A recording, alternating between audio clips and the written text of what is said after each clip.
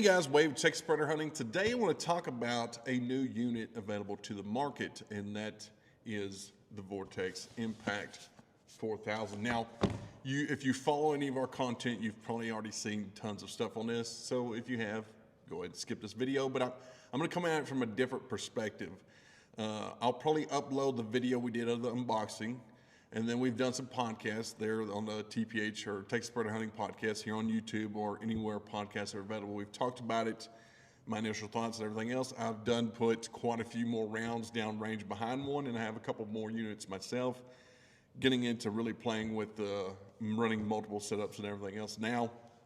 But I want to talk about it from a predator hunting standpoint and how this can aid you in the field. So everybody knows that nighttime hunting is where you're typically limited on your shots. You know, it's not so much a caliber problem as it is a light or knowing your range problem. Now, in the past, there were rangefinders such as, you know, the Sonsico Radius and others that are close to that were very handy, but they didn't give you any sort of ballistics or holdovers or anything like that. You just knew your range and you had to know your holdovers, or at least that's how I done it.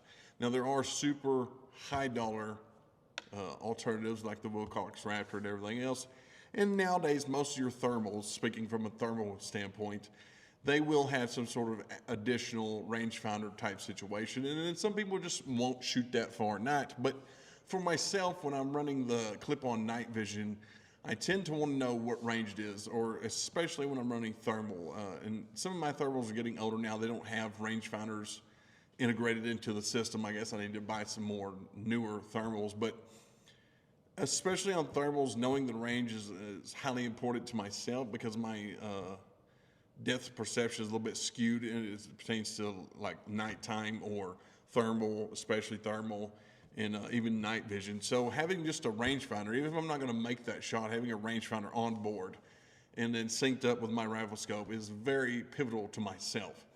So step in the Impact 4000. This is not only a rangefinder that you can basically zero to your crosshairs, essentially. I mean, it's a little bit more in depth than that, but once you have it zeroed to your crosshairs, then it's literally just putting your crosshairs on the target and ranging, and then knowing your range right off the bat, which is very handy, especially at nighttime. And especially, you know, there's not much more to talk about. Just knowing your range is pretty much pivotal to making any type of shot, and very important. But as it pertains to daytime hunting, yes, this is slightly on the bulky side to be running on top of your scope, I guess you could say. But for myself, in the places I'm going to be hunting where I know I'm going to want to know the range, this is way better than standard handheld, and as it pertains to speed. Instead of reaching in my bino harness to pull out a rangefinder binoculars or a handheld rangefinder, I can go ahead and hit that button, and I can put this anywhere I want. If you want to run the external remote, hit that button and I have a range and a solution. That's the most important part. Not only do I know the exact range, I have a solution, and it's based off of my crosshairs on my scope, pre-dialing if you're going to dial, or in a fast scenario, hit the range, hold over, send it.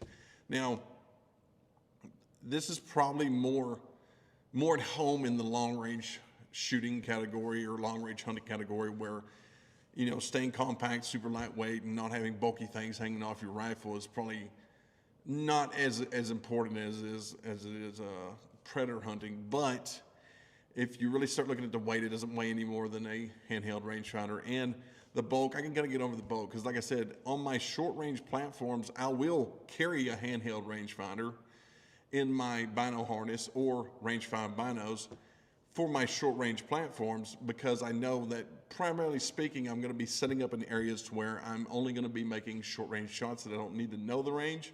I may pull out the binos or the handheld and range a few things before the stand starts, but I'm hunting in an area to where I know I'm not going to need to make any long range shots. So keeping it compact, streamlined on a rifle is kind of paramount to that setup. But in this more open country like we have out here in West Texas, where I want to have a rangefinder for that downwind dog or that You know, when a pair comes in, you shoot the first one, the other one runs off, then checks up 300-400 yards out. I have a range finding system on my rifle, making it much easier and faster to dispatch that cow much quicker.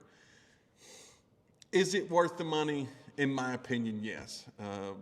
You know, it's a ballistics solver right there on your platform.